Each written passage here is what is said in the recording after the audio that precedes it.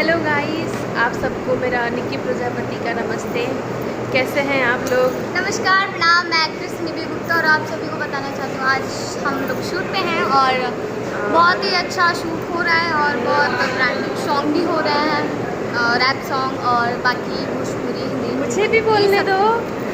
हम लोग विवेक जी के शूट पे आए हैं और उनसे पूछते हैं कैसा चल रहा है शूट।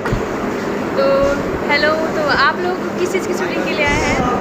तो गाइस हम आए अपने वीडियो शूट के लिए जो 50-50 दिल्ली के लिए रैप सॉन्ग है।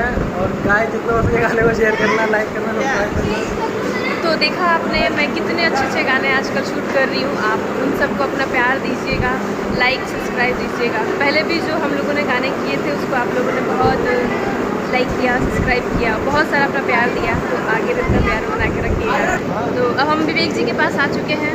तो विवेक जी बताइए कैसा चल रहा है आपका शूट? एकदम मस्त चल रहा है। कैसा शूट चल रहा है? कैसा गाना है? लोकगीत है, देवी गीत है? देवी गीत दोनों मिक्स चल रहा है। तो आप लोग हमको हमारे लिए ऐसी प्यार बरसाते रहिए। पहले भी आपने गाने में बहुत सारा प्यार दिया, तो इस बार भी दीजिएगा। Bye bye.